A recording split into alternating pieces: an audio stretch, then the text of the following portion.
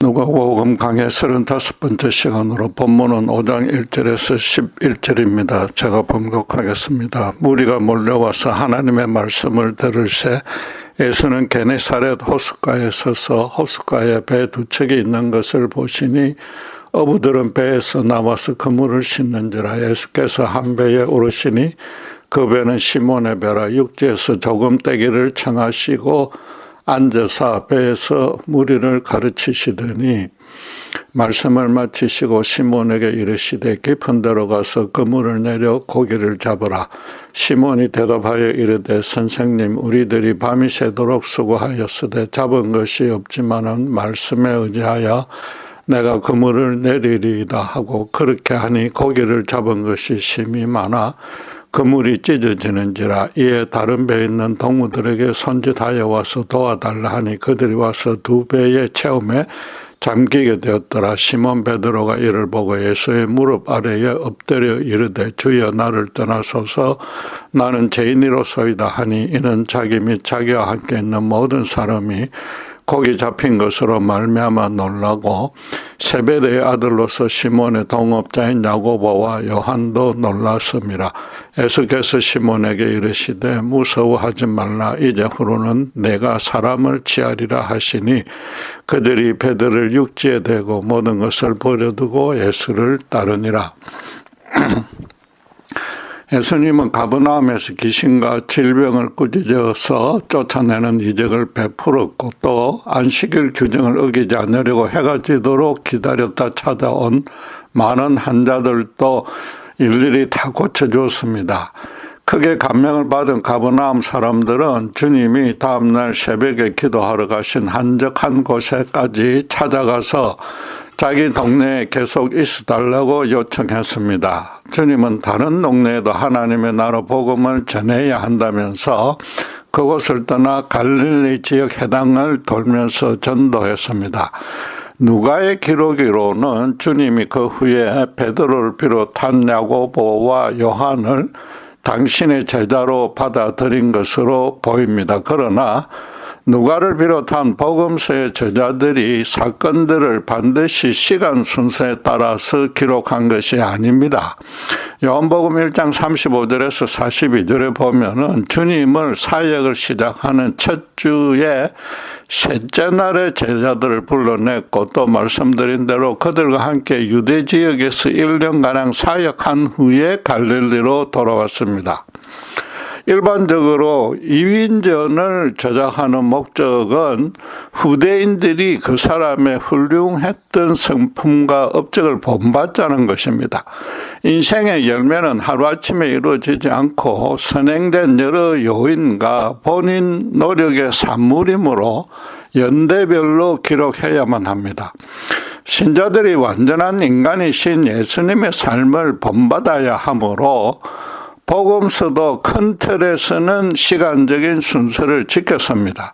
그러나 완전한 하나님으로서 주님이 죄에 찌든 비참한 인간들에게 치유와 구원을 베푸신 일은 당신의 그 전능하신 신성에 따른 것이었지 여러 단계의 준비와 훈련을 거친 결과가 아닙니다.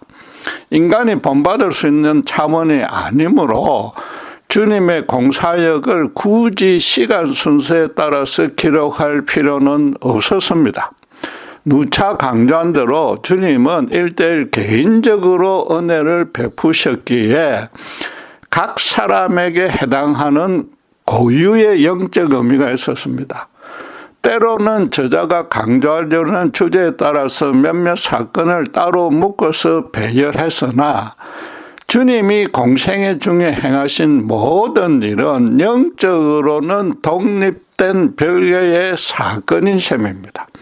사건 하나하나마다 하나님이 어떤 분이며 또 그분이 죄에 찌든 인간을 어떻게 대하는지 절대적인 진리가 계시되어 있습니다.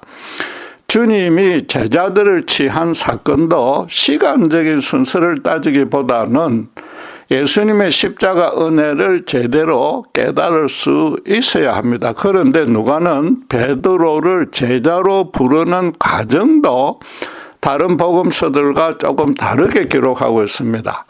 마태와 마가는 주님이 열심히 일하고 있던 갈릴리 어부 4명을 제자로 불렀더니 곧바로 따랐다고 증언하나 누가는 그 전에 주님이 큰 기적을 베풀었다고 합니다.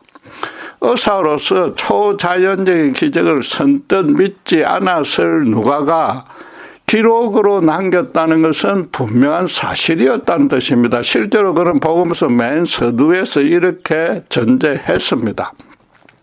우리 중에 이루어진 사실에 대하여 처음부터 목격자와 말씀에 일꾼된 자들이 전하여 준 그대로 내력을 저술하려고 붓을 든 사람이 많은지라 그 모든 일을 근원부터 자세히 미루어 살핀 나도 데오빌로 각하에게 차례대로 써 보내는 것이 좋은 줄 알았노니 이는 각하가 알고 있는 바를 더 확실하게 하려 함이로라 라고 1절에서 4절까지 말하고 있습니다. 누가는 주님의 1차 제자가 아니었고 사도들로부터 또 이미 기록된 복음서를 통해서 복음을 간접적으로 전해들은 이방인 신자였습니다. 그러니까 그로서는 궁금증과 의심이 생기는 사항들이 분명히 있었을 것이므로 자세히 미루어 살피지 않을 수 없었던 것입니다. 거기다가 자기보다 더 이성적일 수 있는 로마의 고위 관리에게 헌정하는 서신에서 허위 사실을 기재할 수는 없습니다. 그리고 성경책끼리는 물론이고 세속의 역사책들 사이에 서로 일치하지 않는 기록을 검증하는 원칙이 하나 있습니다. 더 길게 기록된 내용을 더 진실에 가깝다고 간주하는 것입니다. 아무래도 직접 증인이거나 정확하게 조사해 본 저자가 더 상세히 증언할 수 있기 때문입니다. 따라서 주님이 처음 베드로를 제자로 불러낸 사건은 누가의 기록을 사실로 받아들이면서 다른 복음서들이 놓쳐버린 사항들을 잘 살펴봐야 할 것입니다. 살펴보기 전에 하나 짚고 넘어갈 사항은 주님과 베드로의 대면이 이때가 처음이 아니라는 것입니다. 베드로의 동생 안드레가 세례 요한의 제자였는데 스승에게서 예수가 하나님의 어린 양이라는 말을 들었습니다. 그래서 스승의 허락을 받아서 주님을 따랐고 형인 베드로에게 찾아와 메시아를 만났다고 하면서 형을 주님께로 인도했습니다. 같은 그 요한복음 1장 35절에서 42절을 보면은 베드로를 만난 주님은 그에게 장차 개바가 될 것이라고 말해 주었습니다. 그러나 요한은 단순히 베드로가 주님과 대면했다고만 했지 그가 제자가 되어서 모든 것을 버려두고 주님을 따랐다고는 아직 말하지 않았습니다. 따라서 베드로는 주님과 1차 면담을 마친 후에 본업인 고기 잡는 일에 계속 종사하고 있었던 것입니다. 세례 요한은 예수님과 이정사촌간이었으므로 성경 기록은 없어도 자기 제자였던 안드레에게 예수에 대한 이야기를 어느 정도 해 주었을 것입니다. 그리고 세베대의 아들인 요한과 야곱의 어머니 살로메도 복음서 기록을 잘 비교해보면 예수님의 어머니인 마리아의 이모 내지는 친척으로 추정됩니다. 그렇다면 그 형제들도 예수님을 만났거나 그에 대한 얘기를 부모로부터 이미 들었을 것입니다. 무엇보다 나사렛과 가버나움은 40km밖에 떨어지지 않았고 당시에 인구가 많지 않아서 같은 연배의 성인 남자들끼리는 서로 안면이 있거나 소문을 들었을 수 있습니다. 어쨌든 성경 기록상으로도 베드로는 본문 이전에 예수님을 최하 한 번은 만났습니다. 안타깝게도 성경에 장절을 구분하는 숫자가 붙어 있으니까 모든 사건이 그 순서대로 일어났고 또 사건의 전모를 빠짐없이 기록하고 있다고 착각하는 신자가 많습니다. 성경 원문에는 없었던 장과 절은 13세기 초에 영국의 캔터베리 대주교 스티브 랑턴이 붙인 것입니다. 길고 복잡한 성경 내용을 이해하기 쉽게 또 비교 인용하는 데 편리하게끔 하려는 목적이었을 뿐입니다. 성경에 대한 이런 지식이 없은 채 마태와 마가의 기록을 읽으니까 단순하게 그 순서대로만 이해합니다. 당신을 따르라는 주님의 말씀 한마디에 베드로가 곧바로 모든 것을 버려두고 따랐으니 그들의 믿음이 아주 대단했다고 판단합니다. 자신은 흉내도 내지 못하는 굳건한 믿음이므로 성경은 범접할 수 없는 믿음의 영웅들 이야기로 여기고 옆으로 제쳐버립니다. 그 결과로 많은 신자가 성경 따로 믿음 따로의 신앙생활을 합니다.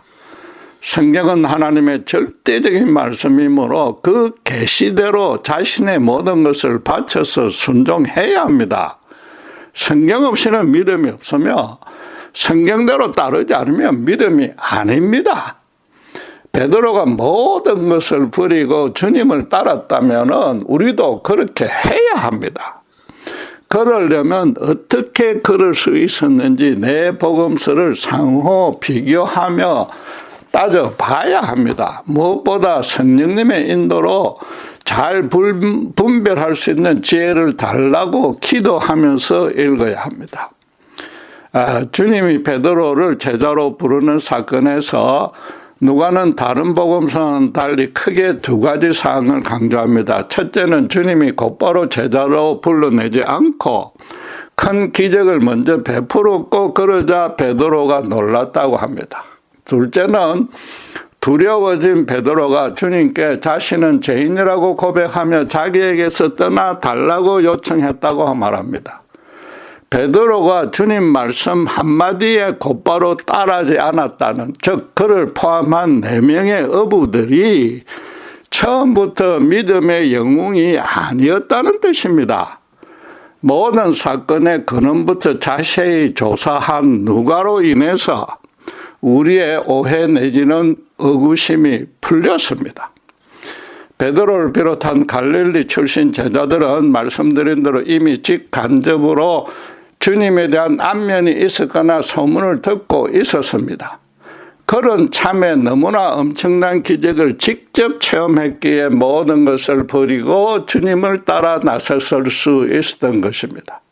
이 기적이 없었다면 예수님이 초자연적인 능력으로 제자들을 얼어붙게 만들어서 당신을 강제적으로 쫓게 했다는 불합리한 결론이 오히려 도출되지 않습니까? 이 기적이 있기 전에 주님은 갈릴리 여러 해당을 돌며 권세 있게 가르치셨습니다. 그 설교를 계속 더 듣고 싶어서 안식일이 아닌 평일에도 많은 사람이 주님이 계신 갈릴리 바다 근처로 몰려왔습니다. 그곳에는 제자가 된 4명의 어부가 밤새 허탕을 치고서 다음 조업을 대비해서 그물을 손질하고 있었습니다. 주님이 시몬의 배를 연단으로 삼아서 올라가 무리를 향해서 천국 복음을 선포했습니다. 그 곁에서 그물을 손질하고 있던 베드로 일행도 그 설교를 분명히 듣고 있었을 것입니다. 설교를 마친 주님이 베드로에게 깊은 데로 가서 그물을 내려 고기를 잡으라고 명했습니다.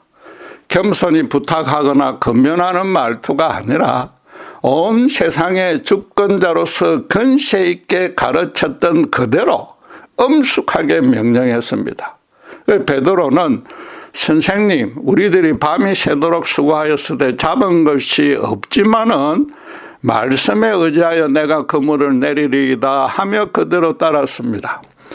그러자 그물이 찢어질 정도로 고기가 많이 잡혔고 다른 배의 친구까지 불러서 정리했더니 그 2배가 물에 가라앉을 정도로 가득 찼습니다. 주님이 그를 지목해서 명령했기에 기적을 체험한 주역은 베드로였습니다. 베드로가 지금 주님의 명령을 그대로 따른 것도 결코 쉬운 일은 아니었습니다. 오랫동안 갈릴리 바다에서 잔배가 굵어진 전문가가 밤새도록 고기를 잡지 못했는데 이웃 동네 목수 출신이 깊은 데 건물을 내리라고 명했습니다. 요한복음에 따르면 주님이 사역을 시작한 지 사흘째였기에 베드로는 주님의 이적을 직접 목격하기는커녕 그런 권능을 가졌는지도 몰랐을 것입니다. 단순히 세례 요한이 메시아로 오신 분이라고 칭한다는 정도를, 그것도 동생 안드레를 통해서 들었을 뿐입니다.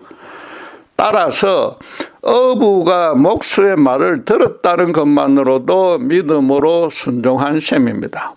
물론 베드로가 건물을 손질하면서 생전 처음 들은 주님의 설교에 그간의 랍비들과는 차원이 다른 큰 권능이 있고 주님의 명령에서도 특별한 권세를 느꼈기 때문일 것입니다.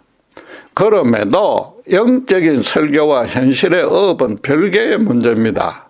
만에 하나 고기가 잡힐 수도 있겠지만은 그럴 리가 없으니까 돌아와서 주님에게 도덕과 종교 선생으로 남아 계시는 편이 좋겠다는 충고라도 해줄 참이었을 것입니다. 그러니까 주님을 선생님, 즉 랍비라고 부른 것입니다. 주님의 명령은 전문 어부로서 경험과 지식에 비춰보면 이는 도무지 실현 불가능한 내용이었습니다. 갈릴리 호수는 길이가 20km고 폭이 12km로 면적이 144제곱킬로나 되어서 물고기가 아주 많았습니다. 그 지역 주민에게 식량 조달은 물론이고 중요한 수입원이 되었습니다. 베드로 일행은 계절과 날씨, 온도, 바람 등 제반 요소를 종합해서 판단하고 어젯밤에 출항했는데도 빈손으로 돌아왔습니다. 그리고 물고기는 주로 밤에 잡히는데 주님은 대낮에 그물을 내리라고 합니다. 갈릴리 호수의 깊은 곳은 해수면보다 690m나 낮아서 지구상에서 가장 깊은 담수호입니다. 그래서 고기가 많은 적당한 깊이의 그물을 놓아야 하는데 주님은 깊은 데로 가라고 합니다. 이는 어부들의 상식과 경험에 전혀 부합하지 않는 지시였습니다. 거기다 그물 손질이 거의 다 마쳤는데 나갔다 오면 다시 손질해야 되고 마가에 따르면 고용한 일꾼들이 있었기에 임금도 더 지불해야 할 수도 있습니다. 베드로로서는 일단 주님의 말대로 따르겠지만 그 동네에서 어부들의 우두머리 노릇 해왔던 미신과 체면을 끝까지 지켜야 했습니다. 만약 잘못되면 더 이상 자기들에게 이런 전설은 간섭을 하지 말라고 말하고 어쩌면 손해배상을 청구해야 되겠다는 생각도 스쳐 지나갔을 것입니다. 물론 주님의 설교에 큰 권능이 있었기에 그대로 되기를 소원하는 마음은 없지는 않았을 것입니다. 나아가서 예수가 세례 요한과 동생 안드레가 칭한 대로 메시아인지 확인할 수도 있겠다고 판단했을 것입니다. 너무나 놀랍게도 베드로의 그런 합리적인 판단과는 정반대로 주체할 수 없을 정도로 많이 잡혔습니다. 그물이 찢어지기 시작해서 부랴부랴 옆에 친구들을 불러서 고기를 2배에 나눠서 담았습니다. 틀림없이 오랜 어부 인생에서 최고로 많이 잡았을 것이며 그 동네에서 그렇게 많이 잡았다는 이전의 기록도 없었을 것입니다. 원래 어부나 사냥꾼 같은 사람들은 허세가 심한데 지금 이건 허풍을 칠 수준마저도 넘어버렸습니다. 현장에 있던 모든 사람의 입도 크게 벌어져서는 다물지 못했을 것입니다. 필연적으로 베드로의 주님에 대한 반응도 정반대가 될 수밖에 없었습니다. 당장의 호칭부터 선생님에서 주여라고 바꿔 불렀습니다. 시골 출신의 이름 없는 일개의 랍비가 아니라 깊은 바닷속의 사정도 꿰뚫어 아시는 엄청난 능력을 지닌 분이란 뜻입니다. 그러니까 그 즉시 주님의 무릎 아래에 엎드렸습니다. 유대인으로서 하나님이 아닌 같은 인간에게 엎드려 절하는 법은 없기 때문에 주님을 신적 존재라고 완전히 인정한 것입니다. 이어서 나를 떠나서서 나는 죄인으로서이다라는 말이 그의 신경을 정확하게 대변해 줍니다. 유대인들은 죄를 지으면 성전의 제사장에게 나아가서 제물을 바치며 속죄제를 지내야 합니다. 특정한 율법 계명을 위반했거나 당시 통용되던 장로의 유전을 범했을 때마다 그에 적합한 규정대로 제사를 드리면 정결해집니다. 지금 베드로는 성전에 가서 사죄할 만한 잘못은 전혀 저지르지 않았고 주님 개인에게도 그 말씀대로 순종했으므로 사죄할 이유가 전혀 없었습니다. 그가 이런저런 죄를 지었습니다라고 하지 않고 나는 죄인입니다라고 고백한 것에 주목할 필요가 있습니다. 전혀 믿을 수 없었던 말씀에 순종해서 건물을 내린 것보다 이 고백이야말로 참으로 더 순전한 믿음의 표식입니다. 유대인들은 하나님이나 그 천사들을 직접 대면하면 연약하고 죄 많은 인간은 죽을 수밖에 없다고 믿었습니다. 그래서 베드로는 주님께 지금 자기를 떠나달라고 요청한 것입니다. 겉으로는 지금껏 알던 대로 이웃 동네 랍비 예수와 대면하고 있지만은 속으로는 하나님 내지는 하나님이 보낸 사자와 대면하고 있다고 판단한 것입니다. 갈릴리 바다의 최고 깊은 곳은 해저 690m나 되지만은 당시로서는 정확히 측정할 수단이 없었기에 물 색깔로만 그 깊이를 가늠했습니다. 시커멓게 속을 볼 수 없는 깊은 곳에는 평소 거의 가지 않았을 것이고 간혹 그런 곳에 건물을 내려봐도 고기가 잡히지 않았을 것입니다. 건물의 길이도 평소에 고기가 잘 잡히는 깊이에 맞춰져 있었을 것입니다. 그렇다면은 깊은 곳에 있던 고기 떼가 그물이 처진 높이까지 올라온 것입니다. 베드로가 아무리 궁리해 봐도 주님이 육안으로는 전혀 보이지 않는 깊은 곳을 꿰뚫어 아는 것을 넘어서 눈에 보이지 않는 초능력으로 고기 떼마저 움직이도록 했다는 결론을 내릴 수밖에 없습니다. 베드로의 눈앞에 어마어마한 일이 벌어진 것입니다. 일상적으로는 가능성이 0%이므로 하나님만이 행할 수 있는 기적이었습니다. 방금 전까지는 그는 주님이 전혀 타당하지 않는 말을 했다고 멸시 내지 의심했지만은 그런 자신이 거꾸로 완전히 바보가 되었습니다.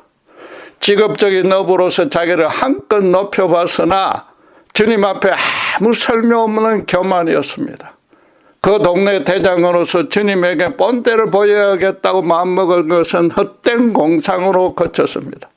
최고로 잘 봐줘서 어차피 믿져야 본전이니까 한 번쯤은 응해 주지라고 했던 것이 얼마나 어리석고 불경한 생각이었는지 절감했을 것입니다. 나아가서 자신의 그런 헛되고 어리석은 생각들을 주님이 속속들이 모를 리 없다고 번뜩 깨달아졌을 것입니다. 엄청난 권능을 지니신 거룩하신 존재 앞에서 자기 전체가 완전히 발가벗겨진 것 같은 느낌이 들었을 것입니다. 아주 얄팍하고 세속적인 호기심, 성부욕, 경쟁심 등으로 잔머리를 굴렸던 자신이 너무 부끄러워졌을 것입니다. 엄청난 양의 물고기를 정리하면서 아무리 생각을 해봐도 이 예수란 사람은 절대로 인간 랍비가 아니란 사실을 인정할 수밖에 없었던 것입니다. 베드로의 당시 상태를 추정해 보자면 그 자리에 완전히 얼어붙어서 온몸이 떨리며 자기도 모르는 사이에 그런 고백이 나왔을 것입니다. 현장에 있던 모든 어부와 설교를 들으러 온 주민들도 아예 아무 말도 못했을 것인데 베드로는 그 모든 사람의 심정을 대변해 준 셈입니다. 이 기적은 두고두고 갈릴리 지역에 전설이 되면서 이 복음서의 수신자 데오빌로 각하도 예수님을 더욱 신실하게 믿게 되면서 어쩌면 내 제자들처럼 모든 것을 버리고 주님을 따르려고 나섰을 것입니다. 베드로의 이 고백은 참으로 의미심장합니다. 시간적인 순서는 나중이지만 가버나움 사람들은 주님의 이적적인 치료를 받고선 자기들에게서 떠나지 못하게 만류했습니다. 주님이 베푸신 권능에만 초점을 맞추고서 주님을 문제 해결사 혹은 조력자로서 자기들 곁에만 묶어두려 한 것입니다. 주님은 다른 동네에도 하나님의 나라 복음을 전해야 한다면서 그 요청을 거절했는데, 말하자면 그 사람 중에는 제자로 불러낼 만한 자가 없었다는 뜻입니다.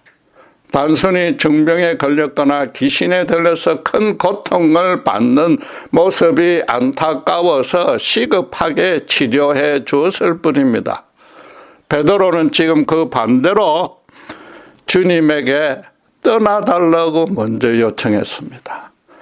그런 큰 기적을 봤으면 가버나움 사람이거나, 아니 대부분의 사람은 주님에게 원하는 만큼 이익을 나눠 드릴 테니까 이곳에서 함께 동업하자고 제안했을 것입니다.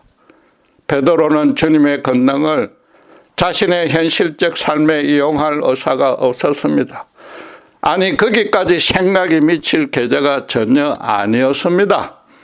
너무나 더럽고 치사하며 완악한 자신의 영적 실체를 발견하고서는 도무지 그 수치를 스스로는 감출 길이 없었던 것입니다. 자기 인격체 전체를 예수라는 인격체 전체에 비춰지니까 자신은 너무나 큰 죄인이라고 절감한 것입니다. 정말로 심판을 받아 죽을 수도 있겠다는 생각이 잠시나마 들었기에 주님 곁을 한시라도 빨리 벗어나고 싶었던 것입니다. 그가 신학적으로 심사숙고하여 깨닫고서 내린 결론은 물론 아닙니다. 자신의 지정이와 영성을 동원해서 묵상하고 기도해서 의도적으로 경건하게 답변한 것도 아닙니다.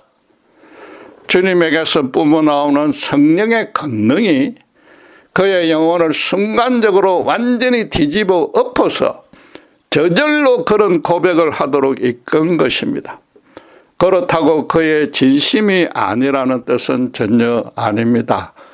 성령이 그의 영혼에 역사해서 생전 처음으로 자신의 너무나 부끄럽고 처악한 본성을 있는 그대로 알게 된 것입니다. 사람이 어떤 방식으로든 정말로 하나님의 실체를 마주하게 되면 그런 고백이 튀어나올 수밖에 없습니다. 세상에서 아무리 성품이 훌륭하다고 칭찬받는 자라도 예외가 아닙니다. 베드로도 틀림없이 그 동네의 지도자였을 텐데 그러려면 그 인간사에서 어렵다고 인정받았던 것입니다. 연약한 피조물이자 원죄로 타락한 인간은 창조주이자 우주의 주인 되시는 하나님 그분과 1대1 개인적으로 마주치면 너무나 두려운 경외감으로 한시도 제대로 서 있을 수 없게 됩니다. 떨기나무에 타지 않는 불꽃 가운데 임재한 여호와가 모세가 서 있는 너 그 자리는 거룩하니까 신발을 벗으라고 명했습니다. 모세도 그 말씀을 듣자 곧바로 엎드릴 수밖에 없었는데 속으로는 제발 죽음만 면했으면 하는 간절한 심정이었을 것입니다.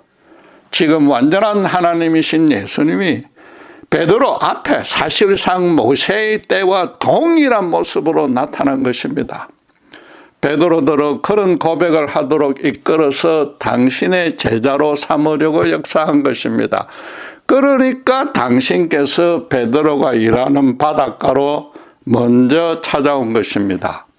베드로는 지금 자신이 주님께 택함 받는 은혜를 입은 줄은 전혀 모른 채 예수님이 절대적인 신적 존재 내지는 하나님이 보내신 분이라는 사실은 확신했습니다.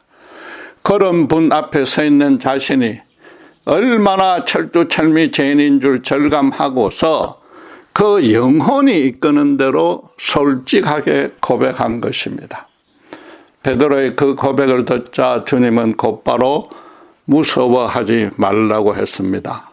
하나님의 실체와 맞대면해서도 죽이지 않는다는 뜻으로 여호와 떨기나무에 타는 불꽃으로 임재해서도 나무는 타지 않았던 것과 같습니다. 하나님은 어떤 추악한 것과도 단 1초도 공존하지 못하지만은 당신을 대리할 청지기로 만든 인간을 아무리 죄에 지들었어도 죽일 수는 없습니다. 얼마 안 지나 골고다 십자가에서 그 죄는 예수님 당신의 보혈로 태워서 없애고 그 죄인은 살려주실 것입니다. 주님은 지금 베드로에게 내가 신성모독의 죄를 범했지만 당장 벌을 준다고 해결될 문제가 아니라고 지금 계시해 준 셈입니다. 그래서 더 근본적인 대책으로 그를 고기 대신에 사람을 낚는 업으로 삼아 주겠다고 한 것입니다. 그러자 베드로를 포함한 4명이 곧바로 모든 것을 버려두고 주님을 따라 나섰습니다. 그들은 그물을 수선하면서 들었던 주님의 설교에 이미 큰 감동과 찔림을 받았을 것입니다. 또 주님은 당신이 설교한 그대로 당신이 바로 하나님의 나라를 실현하러 온 자라는 사실을 그 자리에서 입증했습니다. 앞으로 먹고 마시는 것이 궁핍해져도 주님이 곧바로 지금 같은 기적으로 마련해 줄 것입니다. 그들로서는 예수가 인생의 모든 문제의 해결책인 절대적인 진리를 가르쳐 줄 수 있겠다고 여겨졌으므로 더 이상 망설일 이유가 없었습니다. 아직은 주님이 말하는 하나님 나라의 성격을 정확히 몰라도 혹시 이스라엘의 다윗 왕국의 영광을 재현해 준다면 더더욱 좋은 일이었던 것입니다. 성경은 모든 신자를 전혀 어렵지 않은데도 거룩한 성도라고 칭합니다. 이전과 전혀 다른 삶을 살면서 천국 복음을 전하라고 세상에서 주님이 당신의 제자로 불러냈다는 뜻입니다. 따라서 신자라면 당연히 지금 베드로와 동일한 체험과 고백부터 있어야 되는데 과연 우리가 그러했는지 한번 진지하게 따져봐야 됩니다. 물론 지금 예수님은 하늘 보좌 우편에 자정해 계시지만은 죄에 찌든 인간 중에 택한 자에게는 개인적으로 찾아와 주십니다. 성령의 역사를 통해서 진심으로 겸손하게 참여하는 죄인을 1대1로 만나 주십니다. 아주 비상한 경우를 빼고는 가시적이고 물리적인 방식은 아니지만은 그 자신이 지금 예수님과 맞대면하고 있다는 분명한 인식을 할 수 있습니다. 그러면 겁에 질리는 공포가 아니라 진정으로 경외하는 두려움이 온몸을 감싸게 됩니다. 지금까지와는 전혀 다르고 생전 처음 느껴보는 기쁨과 함께 때로는 눈물이 흘러내립니다. 무엇보다 저는 죽을 수밖에 없는 너무나 추악한 죄인이오니 주님의 처분에 온전히 맡깁니다라는 고백이 절로 나오게 되는 것입니다. 이런 개인적이고 인격적인 대면이야말로 주님이 전파하고 가르치신 하나님 나라의 백성으로 바꿔주시는 첫 단계입니다. 그전에는 사탄에 미혹되어 죄의 노예로 묶여 있었기에 하나님과 개인적으로 친밀한 교제가 불가능했습니다. 그래서 예수님은 하나님이 어떤 분이며 얼마나 그분에게 사랑이 풍성한지 알게 해줌으로써 그 묶임에서 풀어내서 당신의 나라로 맞아들이려는 것입니다. 이런 영적인 만남이 있기 전에 베드로에게 베푼 것 같은 이적도 일상적으로 따릅니다. 예수님이 현실적인 큰 축복을 베풀어서 그에 감동하게 만든다는 뜻은 아닙니다. 베드로가 체험한 기적의 진짜 의미도 잡힌 고기의 양에 달린 것이 아니었습니다. 베드로는 언제든지 자기가 필요한 만큼 고기를 잡을 수 있었습니다. 대신에 베드로 스스로는 도무지 통제 주도하지 못하고 심지어 계산, 추측, 상상도 못하는 일이 주님에 의해서 일어났다는 것입니다. 하나님이 아니고는 행할 수 없는 일이, 그것도 자기 심령 안에 일어났다고 확인한 것이 그 기적의, 이 본문의 기적의 의미입니다. 마찬가지로 하나님 당신께서 기뻐하며 구원을 주기로 택한 자의 영혼이 초자연적인 비상한 체험을 하도록 해 주십니다. 자신의 신분과 이치와 실력으로는, 거기다 주변의 모든 도움과 권세를 다 동원해도 도무지 해결이 안 되는 현실적으로 절망적인 상황에 빠지게끔 이끄십니다. 온 사방이 꼼짝달싹 못하도록 장벽이 가로막히고 흑암으로 둘러싸이게 됩니다. 당신이 사랑하는 자들로 거꾸로 한숨과 눈물도 말라버리는 죽음과 방불한 상태로 빠뜨려서 영적으로는 완전히 피폐하게 만들어버립니다. 이건 참 생명으로 거듭나기 위한 필연적인 사전 조치인 겁니다. 그러다가 잠신을 겸손히 되돌아보게, 즉 지난 모든 인생을 해석하며 세상의 진짜 주인이 누구인지 진지하게 따져보게끔 이끄는 것입니다. 그렇게 캄캄하게 갇혀있는 중에도 하늘 쪽으로 가느다란 틈새가 생기며 빛이 비쳐 들어옵니다. 지금껏 보지 못한 최고로 아름답고 따뜻한 위로의 빛입니다.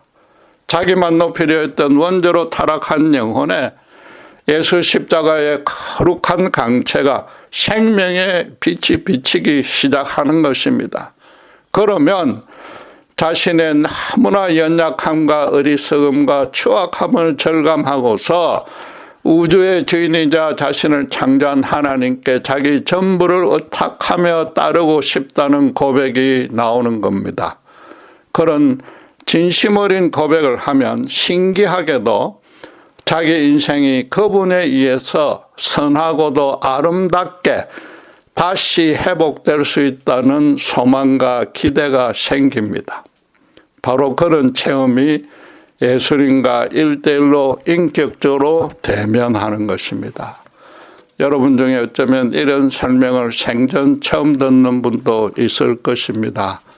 그러나 이런 만남의 실제 체험이 있어야만 주님 쪽에서 택한 자에게 구원의 첫 단계를 베푼 것입니다. 그러지 않으면 온전한 믿음이 생기지 않아서 신자답게 변화된 삶이 따라오지 않습니다.